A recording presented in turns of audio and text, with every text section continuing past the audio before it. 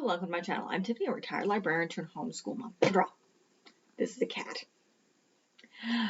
Now on to the book review. So we're going to be looking at Madeleine L'Engle's, I'm probably going to mispronounce this, you should probably look it up, A Wrinkle in Time. Now this is a graphic novel version, and I skipped this. I have read the physical book, but it's been a while. Now, yes, technically this is a secular channel, and there are religious undertones to this, though even my reading through the graphic novel, I cannot see them. And I did not see them when I read the original book. So the only thing is love. Love saving the day. That's the only thing I can think of. And Jesus' word isn't, Jesus is mentioned. Oh, so is Gandhi and a few others. So in this book, now this is the first of a book series. And I'm not really covering the book series. I may do an overview. I'm doing this to help with covering this monstrosity. We'll get to that next video on Friday. That would be the film.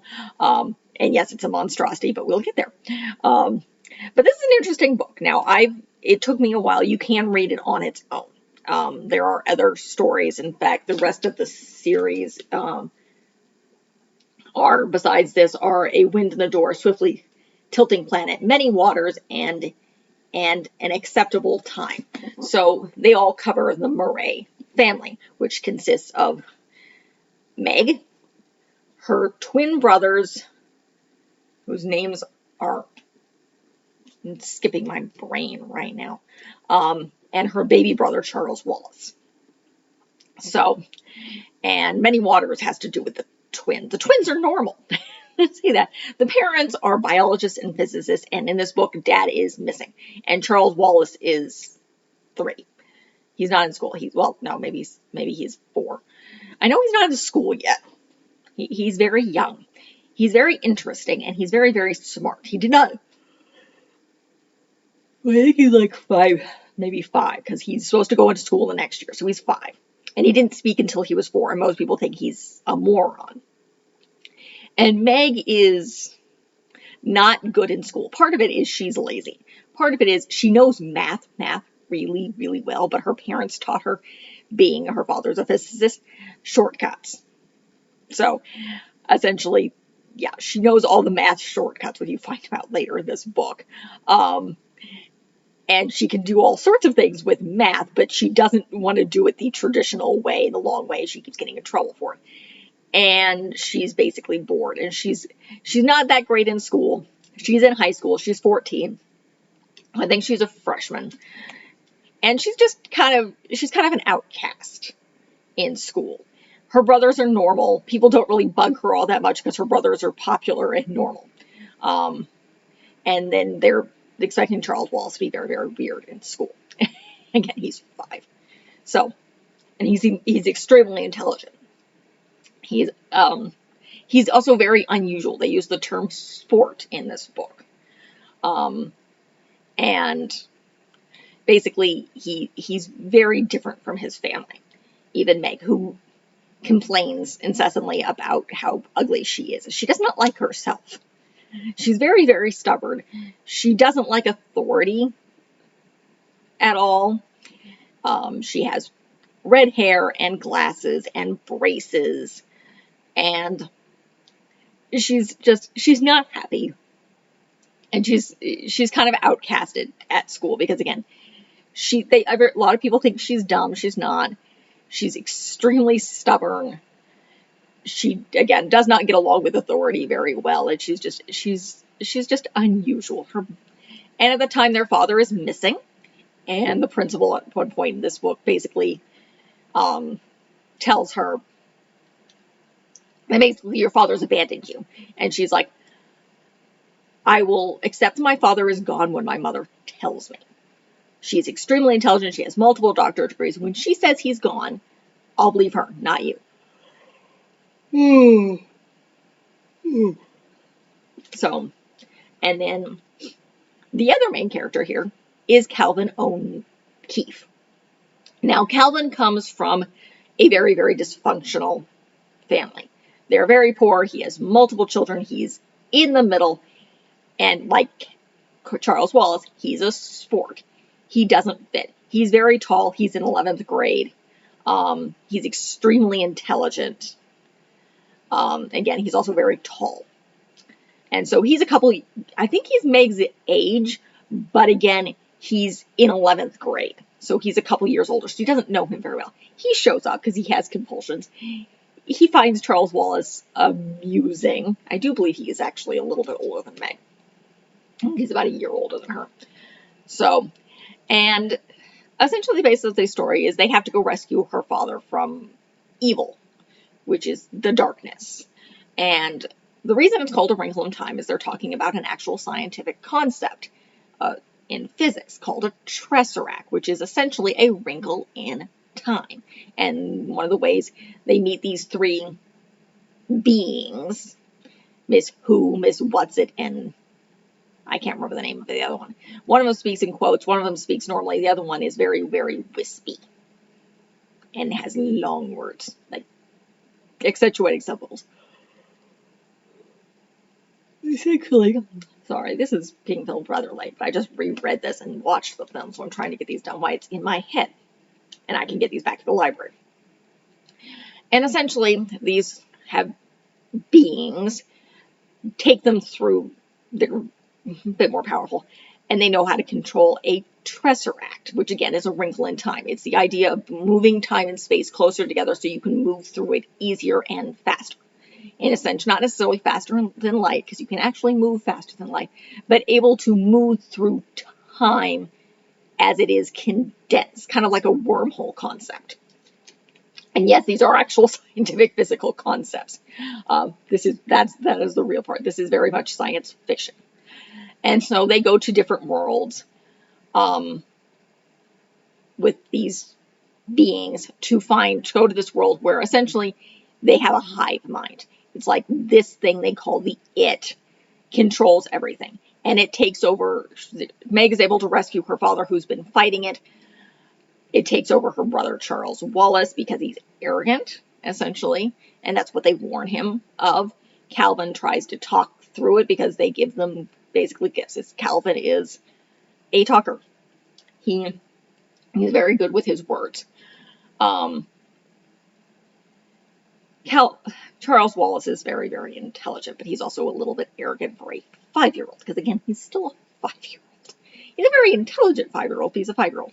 But Meg's able to rescue her father, but she and her father are both fighting it that's been taking over Charles Wallace, and he tethers them. Her dad tethers them because they're basically being taken over and they need to escape. She gets mad. They go to a different world where she interacts with Auntie Beast.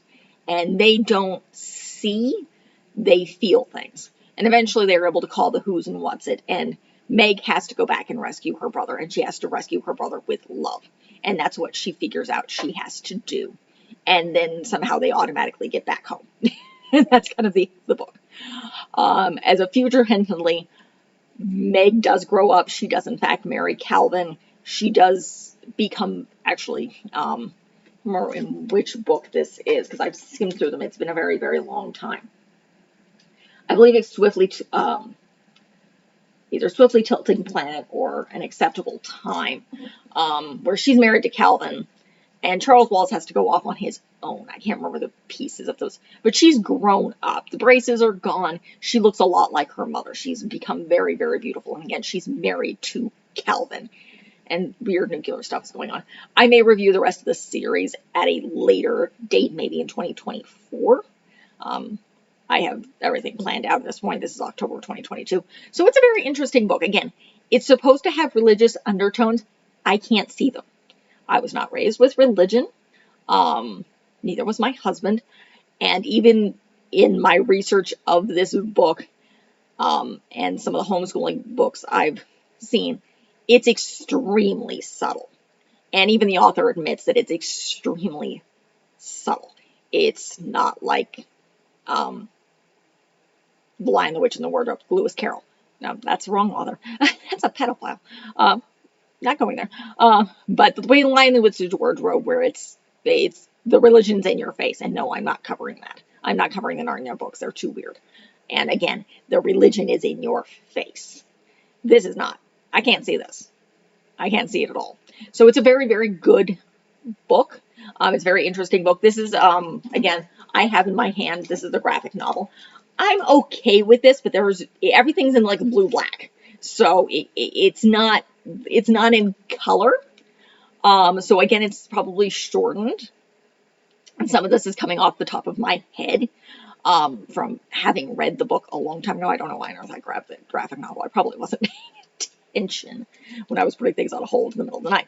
Because again, I have a small child, and it is actually almost 8:30. Normally I don't film this late. But again, fantastic, fantastic book. I do enjoy it. It's great science fiction, and it's a good look into her book series. I'll have to go through them. I may cover some of them. I know a little bit of the her other book series, which is actually mentioned, The Austen Family, which has to do with the Ring of Endless Light. I may look at those. We may review those at a later date, but this is still a fantastic, fantastic book. Very, very interesting, particularly if you're looking at science fiction, because that's really what this is. It's very much science fiction and kind of looking for fictional ideas of physics here. It is definitely kind of, I'm definitely going to say middle school, high school. It's a little scary, and there's a lot of these science concepts. You may be able to read something like the graphic novel to the younger kids, and they'll be able to get it as the story, but and there's really nothing besides a little bit of scary stuff to talk down to it.